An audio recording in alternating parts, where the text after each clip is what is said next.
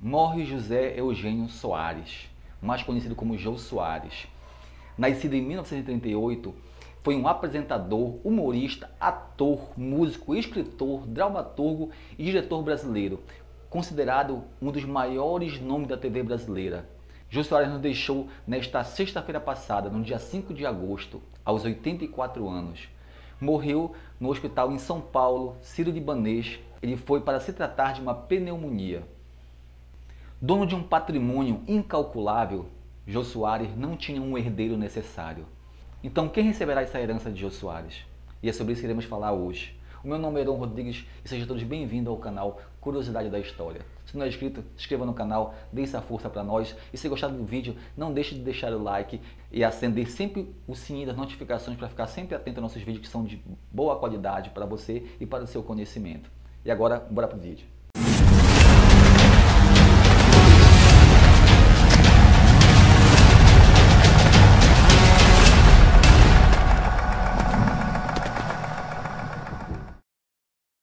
E o que é esse herdeiro necessário? Quem são eles? São os herdeiros legítimos, que no caso seria o cônjuge, os ascendentes e descendentes, além dos herdeiros facultativos. Em mais de 6 décadas na televisão brasileira, Jô Soares fez histórias e acumulou uma grande fortuna. Para ter ideia, o artista faleceu aos 84 anos na madrugada dessa sexta-feira. Chegou a ganhar o maior salário da TV, R$500 mil. E ele foi também o proprietário de uma mansão em Vinhedo, no interior de São Paulo, avaliada a cerca de R$15 milhões. E caso Jô Soares não tenha deixado um testamento, será distribuído pela vocação hereditária, ou seja, na ordem de cada um, de acordo com o grau de parentesco avaliados pelo Código Civil. Como ele não tinha filhos, seu único e legítimo herdeiro, Rafael Soares, que faleceu com 50 anos, ou seja, em 2014, fruto do seu relacionamento com a atriz Terezinha Millet, Rafael era autista e Jô não tinha ascendentes, a esposa viva ou irmãos. O patrimônio do comunicador pode ficar com os sobrinhos, tios, primos, tio-avô e sobrinhos neto. No que diz respeito aos primos, então incluídos apenas os colaterais de 4º grau, popularmente chamado de primos irmãos. E a advogada Daniele José Freitas fala que nesses casos uma classe de herdeiro exclui a outra. Eu vou dar alguns exemplos agora, mais ou menos como funciona isso. Se o falecido tiver esposa e filhos, os pais não receberão nada. Se ele tiver apenas esposa, a herança será dividida entre ela e os pais do falecido. Se ele tiver apenas pais ou apenas esposa, os irmãos não têm direito à herança. E assim por diante. E se o autor da herança quiser beneficiar algum parente que não seja herdeiro necessário, ele deverá fazer um testamento. Durante a vida, Jô se relacionou com diversas mulheres e se casou 3 vezes. Do primeiro matrimônio com a Terezinha Millet, aos 30, teve o filho Rafael Soares.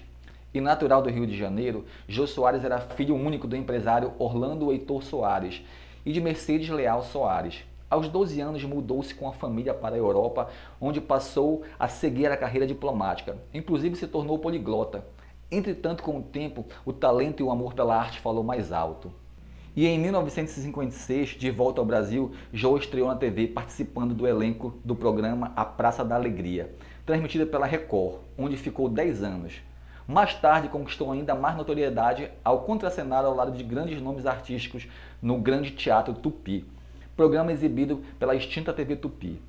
Em 1960, foi contratada pela Record, onde integrou o elenco do programa humorístico A Família Trapo. E em 1970, estreou o programa Faça Humor, Não Faça Guerra, na TV Globo. 3 anos depois, participou do Planeta dos Homens, onde permaneceu até 1981, quando começou a se dedicar ao próprio programa Viva o Gordo. E nesse programa Viva o Gordo, idealizado por ele fez sucesso demasiado, deixou aparentemente a televisão Globo em primeiro lugar na audiência nesse período aí, dando vida a vários personagens como Capitão Gay, Reizinho, Zé da Galera e assim por diante. Só que em 1987 ele deu início ao seu sonho. Assinou um contrato com a SBT, no qual ele ia fazer um programa de entrevistador. E ficou lá entre 1988 a 1999, com o programa Jô Soares 11h30.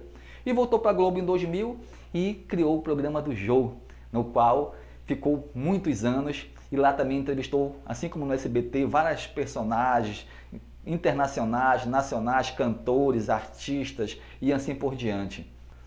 E esse programa foi um verdadeiro sucesso, todo mundo assistia, por mais que fosse tarde, às vezes passava meia-noite, 1 hora da manhã, mas todo mundo assistia porque eram entrevistas brilhantes e com sempre aquele ar cômico e alegre de levar as entrevistas, deixando todo mundo à vontade e satisfeito com aquilo. E concomitantemente à carreira na TV, Jô também lançou livros e escreveu jornais, como o Globo, a Folha de São Paulo, e para revistas como Manchete, por exemplo, entre 1989 a 1996. E assinou uma coluna na Veja. E não para por aí. O vasto currículo ainda carrega direções e atuações de peças de teatro, onde Jô produzia monólogos marcados pelo tom cômico e crítico, com sátiras da vida cotidiana e a política do Brasil. Mas na madrugada do dia 5 de agosto de 2022, o Brasil recebeu a notícia de morte do humorista.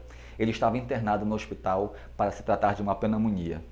A notícia foi dada pela ex-mulher de Jô, Flávia Pedras, nas redes sociais. E diversos colegas da TV, familiares e amigos e fãs se solidarizaram com a morte do artista.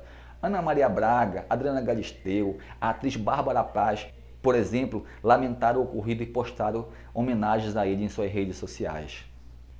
E ele se foi, nos deixando um legado de sabedoria, de amor, de irreverência, sempre com seus programas tentando mostrar a realidade nua e crua do Brasil, fazendo uma crítica política em relação ao que ela faz com o povo brasileiro. Foi um árduo defensor dos direitos humanos e um árduo crítico da política brasileira e os benefícios que os políticos têm com relação ao Brasil. Que Deus receba de braços abertos e em paz, e deixe ele no seu devido lugar. Eu vou ficando por aqui, um forte abraço e até o próximo vídeo.